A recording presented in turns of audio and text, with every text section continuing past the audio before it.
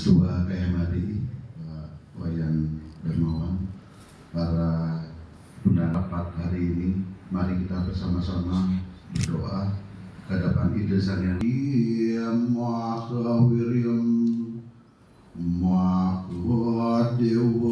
pratitanam belilem sarwa dewa pranayanam.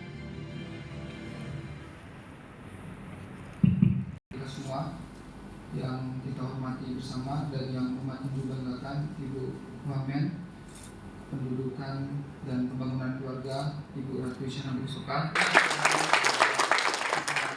Salah satu kebanggaan umat Hindu hari ini yang duduk di kabinet Prabowo Gibran. Baik yang terhormat, ada Ketua Forum Alumni KMADI, Tri Ketut, terima kasih sudah hadir di tengah-tengah kami, pimpinan dan ketua Ormas Hindu yang hadir, Pak Juru dari PSN dan dari merupakan kegiatan simposium dan konsolidasi nasional pemimpin muda Hindu yang diadakan dengan satu semangat, satu keinginan untuk memberikan wadah bagi para pemimpin muda Hindu di tingkat kampus untuk kita sama-sama menyatukan gerakan, sama-sama menyatukan visi, sama-sama menyatukan tujuan tentang bagaimana membangun umat Hindu Indonesia ke depan. Nah, pertemuan seperti ini sebetulnya sudah lama sekali tidak terjadi. Oleh sebab itu hari ini kita coba mulai dengan semangat tadi bahwa umat Hindu Indonesia harus tetap berkontribusi dalam pembangunan bangsa dan negara. Nah, mohon izin Bu Wamen dan para tamu undangan, di dalam kegiatan ini kita akan mengadakan satu kali seminar nasional bertajuk Pemimpin Muda Hindu Menyongsong Indonesia Emas, di mana di dalamnya nanti kita akan mengundang Bapak Profesor Inengan Wijaya selaku Dirjen Bimas Hindu dan Bapak Arjawan Balaningrat selaku praktisi sekaligus tokoh Hindu di BUMN untuk berbicara. Pak Wijaya nanti akan berbicara soal Grand Design Hindu Indonesia 2025-2045, baik dari sisi ekonomi, dari sisi sumber daya manusia, dari sisi pendidikan, sampai juga dari sisi politik nanti dan kepemudaan. Nah, sementara Pak Arjawan nanti akan lebih banyak berbicara soal bagaimana umat Hindu, khususnya pemimpin muda Hindu, meningkatkan kapasitasnya dan mengambil ruang-ruang untuk berkontribusi dalam pembangunan bangsa dan negara. Nah, di samping kita akan mengadakan seminar nasional, kita juga izin Bu Wamen akan mengadakan FGD sebanyak 5 kali dengan masing-masing FGD-nya memiliki topik dan tema yang berbeda. FGD pertama kita akan membahas tentang SDM Hindu, tantangan dan peluangnya kini. Kita sudah mengundang 2 narasumber. Pertama adalah Bapak Kade Andi selaku akademisi Universitas Gadjah Mada, dan kedua ada Sekum PhD di Budiasa yang nanti akan mengisi FGD tersebut. Dalam FGD tersebut kita akan coba berbicara dan memetakan apa saja tantangan dan peluang SDM Hindu ini. Nah, yang kedua, FGD yang kedua, kita akan coba berdiskusi soal bagaimana strategi meningkatkan kualitas pendidikan SDM Hindu. Di sana kita sudah mengundang akademisi staf Klaten, Budi Agus Siswadi, untuk bersama-sama kita berdiskusi tentang bagaimana upaya kita meningkatkan kualitas pendidikan umat Hindu. Sebetulnya secara data general itu umat Hindu taraf pendidikan atau tingkat pendidikannya cukup tinggi. Bahkan kemarin itu kan sempat ada satu data yang menyatakan, mohon maaf dan tanda kutip, orang Bali yang merupakan base sebagian besar dari mayoritas umat Hindu itu ternyata taraf pendidikannya tinggi untuk ukuran S1. Namun kan masih ada yang tidak gitu. Nah, inilah kita harus coba merumuskan di sini bagaimana strategi agar SDM Hindu secara taraf pendidikan itu terus jenjangnya terus meninggi gitu. Hari ini S1 sudah bagus, kemudian nanti S2 juga bagus, S3 bagus. Karena bagaimanapun teman-teman, untuk mewujudkan Indonesia Emas 2045, salah satu langkahnya adalah penguatan kualitas SDM agar bisa berdaya saing global gitu. Nah, umat Hindu untuk menuju Indonesia Emas 2045 tidak boleh hanya menjadi penonton, tapi juga harus menjadi motor yang juga bersama elemen lainnya ikut bersama-sama mewujudkan visi besar itu. Nah, di yang ketiga nanti kita akan membahas soal kemandirian ekonomi Hindu. Kita sudah meminta Bapak Koordinator GDHDI, Bapak Nyoman Agus Sasramo menjadi narasumber, dan Pak Nyoman Hadiawan, beliau merupakan salah satu kepala di Bank Indonesia Pusat, yang kita coba mintakan kira-kira bagaimana sih strategi untuk mewujudkan kemandirian ekonomi umat Hindu. Yang keempat kita akan coba kita akan coba berbicara soal bagaimana meningkatkan representasi politik umat Hindu, termasuk juga akan berbicara soal kebijakan publik. Karena bagaimanapun juga hari ini ruang politik adalah ruang yang paling memungkinkan kita untuk melakukan proses perubahan secara cepat gitu ya, mungkin ya teman-temannya, karena bagaimanapun juga penentu kebijakan adalah orang-orang yang kita pilih melalui proses politik itu tadi, baik di eksekutif maupun di legislatif.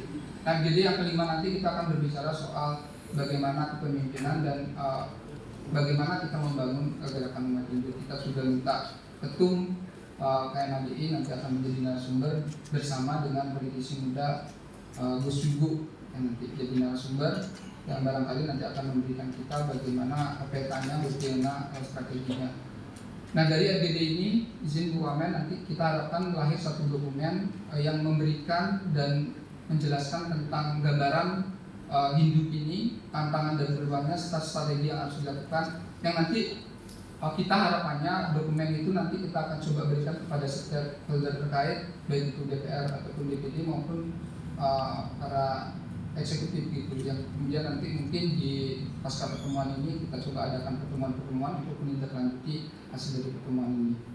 Nah, mohon izin Bu Wamen, para tamu, jadi kegiatan simposium dan konsolidasi nasional ini diikuti oleh 36 lembaga Hindu, lembaga mahasiswa Hindu yang terdiri dari BMPTKH, kemudian Presma Hindu, dan KMHDI kampus. Izin saya absen ya teman-teman.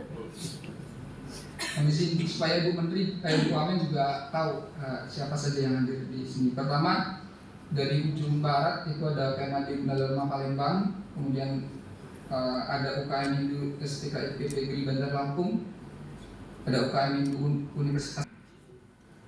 Puja dan puji astumpara kita kepada Edi Sang Yang Budi Wase atas suara nugerahnya kita bisa berkumpul di ruangan ini dalam kesempatan dan kegiatan maupun tugas-tugas negara yang dikerjakan oleh kita semua. Semoga pengetahuan yang kita dapat juga dapat memberikan manfaat bagi umat Hindu khususnya dan bangsa dan negara Indonesia. Yang saya hormati dan kita banggakan bersama dari Ibu Wakil Menteri Kependudukan dan Pembangunan Keluarga, representasi Hindu di dalam Kabinet Merah Putih periode ini dua-duanya tokoh perempuan.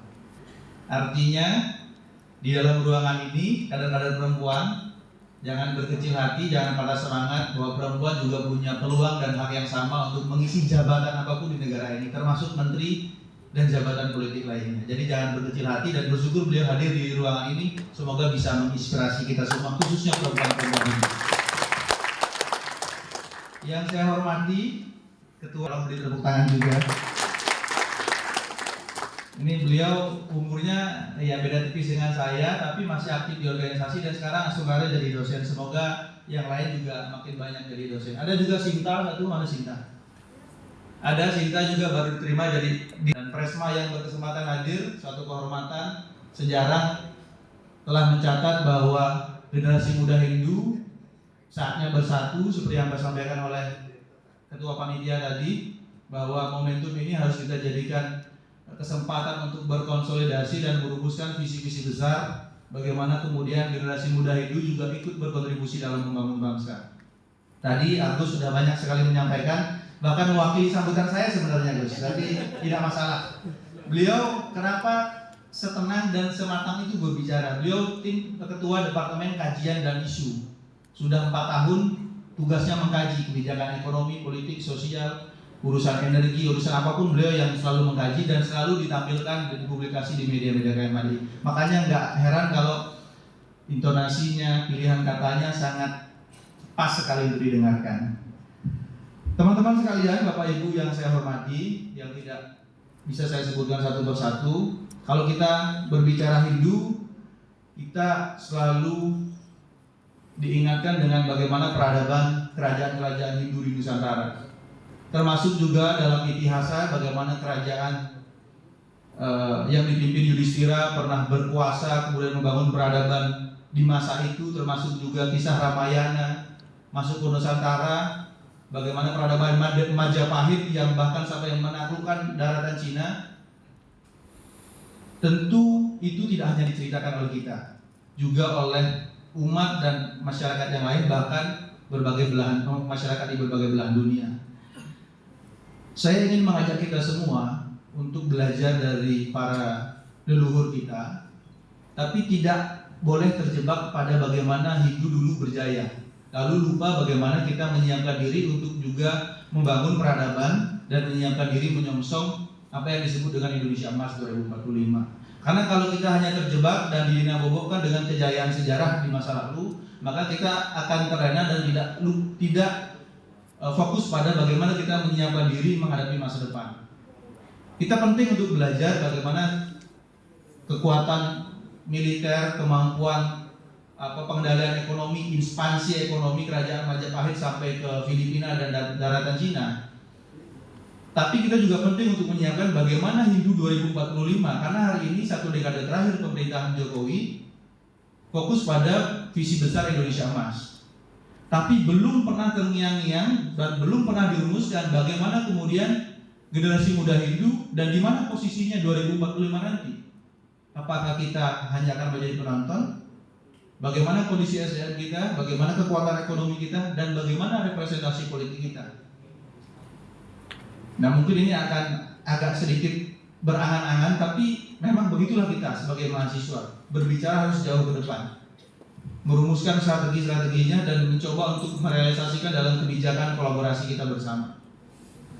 Saya mengajak kita semua, khususnya para generasi muda Hindu, bahwa visi besar Indonesia Emas itu diiringi dengan tantangan bonus demografi, lonjakan populasi, usia produktif penduduk Indonesia juga pasti terjadi di internal umat Hindu. Bagaimana kemudian generasi muda Hindu ini dapat mengasah dan mengembangkan potensi diri melalui pelatihan, kemudian dorongan, fasilitas pendidikan, ruang-ruang kolaborasi, bagaimana kemudian KMHDI dan Presma yang ada di seluruh Indonesia, termasuk BEM di PPKH dan KMHD kampus juga punya visi yang sama. Apa yang perlu kita lakukan dalam hal-hal mendorong pertumbuhan sumber daya manusia kita?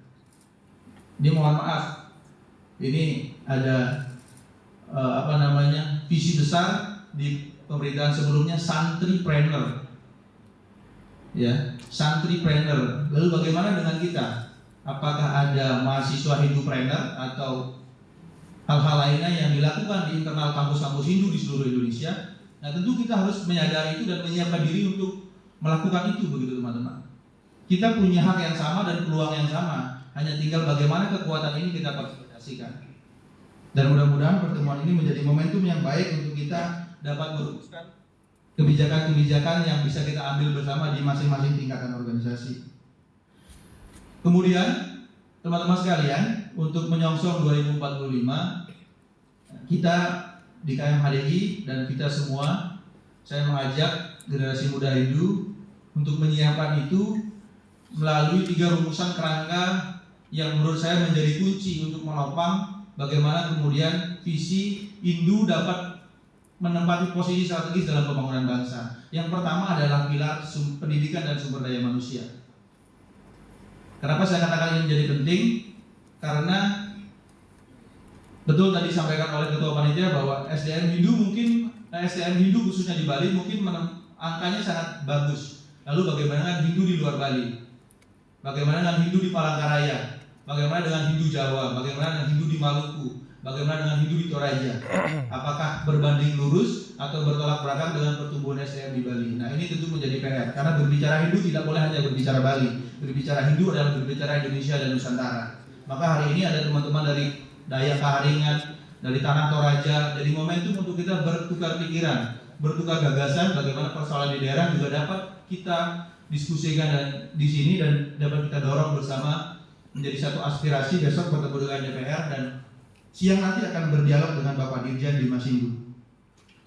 Kemudian yang kedua adalah persoalan ekonomi. Tadi sudah disampaikan oleh Agus bahwa kita penting untuk mendorong lahirnya entrepreneur Hindu. Karena Hindu juga meyakini bahwa sumber dari rezeki sebagian besar adalah melalui berdagang dan mendorong pertumbuhan ekonomi dari ruang-ruang ekonomi. Tidak melulu persoalan kerja profesional. Tidak semua harus terjun ke politik. Tapi harus ada juga yang kuat secara ekonomi. Dan kita harus membagi tupoksi-tupoksi itu. Dan ruang-ruang itu harus kita siapkan. Ada yang jadi dosen seperti sekjen saya, ada yang jadi wirausaha seperti bendum saya, ada yang jadi peneliti seperti Agus Febriana, dan seperti teman-teman yang lainnya. Ini penting untuk kita rumuskan bersama dan kita dorong dan kita akses ruang-ruang yang bisa kita manfaatkan untuk mengembangkan SDM kita. Terakhir adalah persoalan politik. Umat Hindu harus yakin bahwa ruang politik ini menjadi salah satu ruang yang paling besar dapat mendorong kepentingan umat. Tadi sudah disampaikan bahwa dan sampai dengan 2045 bahkan seterusnya. Dan saya yakin bahwa yang ada di ruangan inilah yang kemudian hari akan berada di ruangan di legislatif dan di eksekutif, baik di pusat maupun di daerah. Maka daripada itu penting untuk bersama-sama bagaimana kita merumuskan visi besar. Om Swastiastu. Sejahtera bagi kita semua. Namo Buddhaya, salam kebajikan. Yang saya hormati Ketua Umum Pimpinan Pusat Kesatuan Mahasiswa Hindu Dharma Indonesia, Bli Iwayan Darmawan SPD. Kemudian yang saya hormati juga Sekjen PP KMHDI, Teddy C. Putra. Ada juga tadi Ketua Panitia, kita sudah sama-sama lihat luar biasa sekali tadi sambutannya. Kemudian juga yang saya hormati Bapak Ikutut Wiryana, Ketua Forum Alumni KMHDI, kemudian Jeromangku, kemudian juga Bapak I Gede Widiantara, TIKGDHDI, kemudian juga tamu undangan yang tidak bisa saya sebutkan satu persatu dari Pradah juga, dari kemudian PHDI juga, dan tentu saja semua teman-teman KMHDI, kemudian juga unit organisasi kemasyarakatan Hindu, unit kegiatan mahasiswa Hindu kampus, BEM PTKH, dan seluruh teman-teman organisasi pemimpin-pemimpin muda Hindu yang hadir pada pagi hari ini. Luar biasa, tadi saya sudah melihat sambutan-sambutan yang disampaikan oleh Ketum PP KMHDI dan juga Ketua Panitia. Saya rasa ada harapan yang begitu besar bagi pemimpin-pemimpin muda Hindu Dharma di seluruh Indonesia kalau kita melihat dari sambutan-sambutan tadi ya, begitu ya Pak Ketut ya.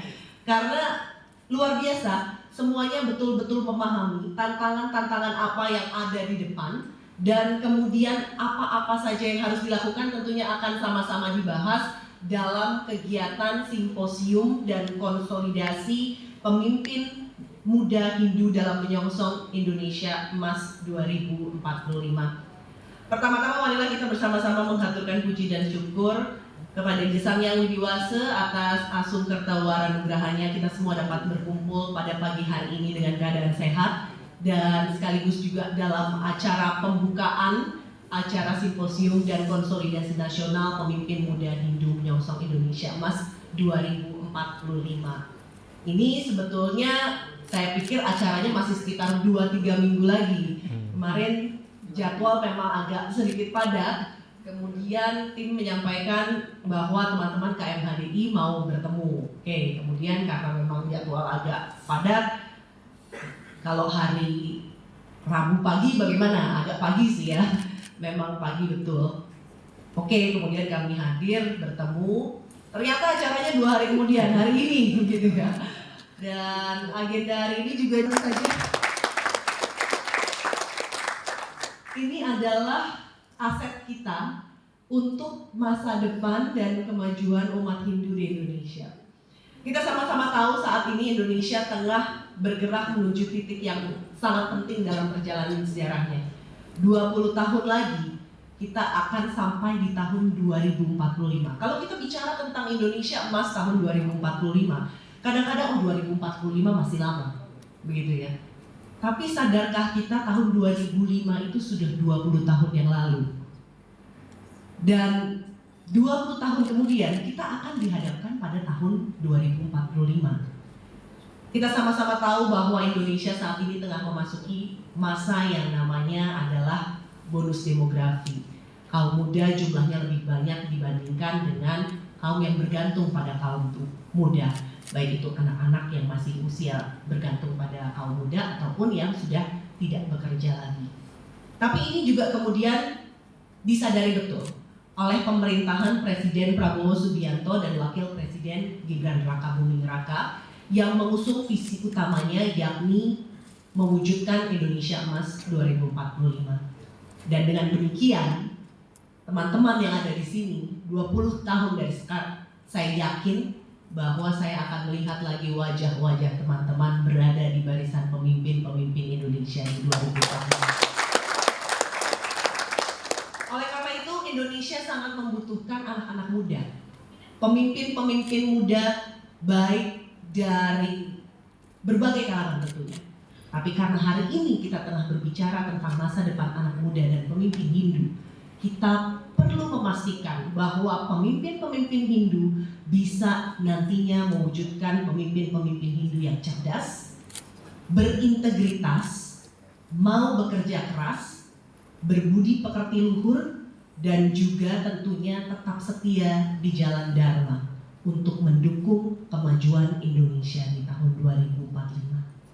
Ini sangat penting teman-teman, dan dalam astacitanya Bapak Presiden Prabowo Subianto visi kepemimpinannya mewujudkan ada astacita 8 cita-cita luhur yang bisa kita jadikan panduan untuk melangkah dan mencoba untuk berpartisipasi dengan penuh tanggung jawab demi kemajuan bangsa. Kalau kita lihat saat ini generasi muda tentunya amat banyak. Tapi kita juga tahu di tengah bonus demografi ada begitu banyak tantangan yang tengah dihadapi oleh generasi muda. Kita sama-sama tahu kalau anak muda itu identik dengan semangat yang tinggi, energi yang luar biasa, badan juga masih sedang fit-fitnya gitu ya. Kalau saya ya mungkin casingnya agak muda tapi usia sebetulnya tidak muda-muda banget. Dan memang kalau kita sama-sama lihat dengan kondisi seperti ini, kita juga punya banyak tantangan. Tantangan yang terutama terjadi sebetulnya juga bisa dianggap sebagai tantangan, bisa juga kita anggap sebagai sebuah peluang. Kemajuan teknologi yang begitu pesat. Kalau di masa yang lalu, generasi muda itu harus berhadapan dengan generasi muda lainnya. Bersaing untuk menjadi yang terbaik, untuk melakukan yang terbaik. Tapi saat ini, generasi muda juga harus bersaing dengan teknologi. Teknologi bisa kita gunakan untuk kemajuan kita, atau teknologi justru yang akan membuat pekerjaan kita teralihkan. Nah, bagaimana kita semua dapat, ada dua hal sebetulnya yang ingin saya sampaikan untuk teman-teman pemimpin muda Hindu. Agile dan grit. Memang bahasa Inggris gitu ya, tapi kurang lebih agile itu saya terjemahkan sebagai sikap yang cepat, mampu bergerak cepat, mampu beradaptasi, dan juga cepat belajar dalam menghadapi perubahan-perubahan zaman. Ini perkembangan teknologi kan luar biasa ya. Kalau sekarang kita buat chat GPT aja ya, bikin pidato pakai chat GPT keluar itu pidato semua, jadi. Tapi tidak semudah itu. Kadang-kadang kalau kita pakai teknologi, ada hal yang kurang di sana karena sentuhan manusianya belum tentu bisa terwujud di sana. Oleh karena itu teknologi bisa kita gunakan untuk membantu kita, mempermudah pekerjaan kita, tapi membuat perintah-perintah terhadap alat-alat ini Siapa? Kita. Kita bisa memberikan sentuhan manusia pada teknologi itu. Sehingga apa? Teknologi itu bisa kita gunakan dan membuat kita bisa makin maju. Oleh karena itu, pemimpin-pemimpin muda Hindu juga harus bisa belajar dengan cepat untuk bisa menggunakan dan memanfaatkan teknologi itu, agar kitalah yang menjadi pemanfaat teknologi dan bukan terpinggirkan oleh teknologi itu. Kemudian yang kedua, tadi saya sampaikan adalah grit. Kadang-kadang apa sih yang membuat seseorang itu bisa menjadi sukses? Seseorang mungkin bisa sukses karena dia luar biasa pintar, atau dia luar biasa beruntung karena memiliki latar belakang yang penuh dengan privilege. Tapi sebetulnya bukan itu. Orang pintar bisa dikalahkan dengan orang yang tekun, mau berjuang, mau bekerja keras, pantang menyerah, dan yang paling penting ini, pada saat kita gagal, pada saat kita jatuh, kita bisa bangkit kembali.